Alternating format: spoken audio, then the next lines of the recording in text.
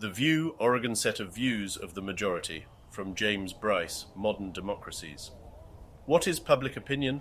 The term is commonly used to denote the aggregate of the views men hold regarding matters that affect or interest the community.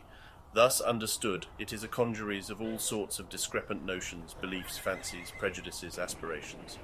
It is confused, incoherent, amorphous, varying from day to day and week to week.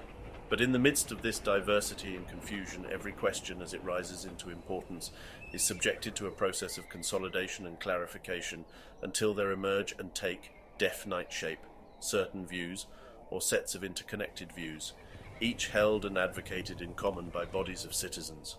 It is to the power exerted by any such view or set of views when held by an apparent majority of citizens that we refer when we talk of public opinion as approving or disapproving a certain doctrine or proposal and thereby becoming a guiding or ruling power. Or we may think of the opinion of a whole nation as made up of different currents of sentiment, each embodying or supporting a view of a doctrine or a practical proposal. Some currents develop more strength than others because they have behind them larger numbers or more intensity of conviction, and when one is evidently the strongest, it begins to be called public opinion par excellence, being taken to embody the views supposed to be held by the bulk of the people.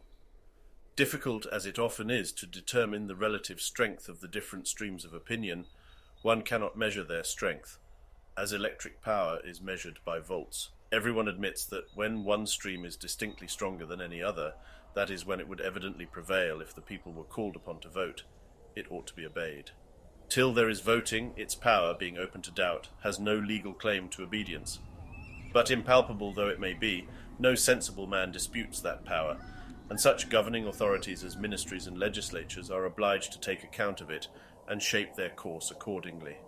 In this sense, therefore, the people are always ruling, because their will is recognized as supreme whenever it is known, and though it is formally and legally expressed only by the process of counting votes, it is frequently known for practical purposes without that process. How is the drift of public opinion to be ascertained? That is the problem which most occupies and perplexes politicians. They usually go for light to the press, but the press, though an indispensable, is not a safe guide, since the circulation of a journal does not necessarily measure the prevalence of the views it advocates. Newspaper accounts given of what men are thinking may be coloured and misleading, for every organ tends to exaggerate the support its views command. Neither are public meetings a sure index, for in popular centres almost any energetic group can fall a large hall with its adherents. Stray elections arising from the death or retirement of a legislator, or in the states of the North American Union of an elected official, are much relied on, yet the result is often due rather to local circumstances than to a general movement of political feeling. There is, moreover, such a thing as an artificially created and fictitious opinion. The art of propaganda has been much studied in our time, and has attained a development which enables its practitioners by skillfully and sedulously supplying false or one-sided statements of fact to beguile and mislead those who have not the means or the time to ascertain the facts for themselves. Against all these sources of error the observer must be on his guard.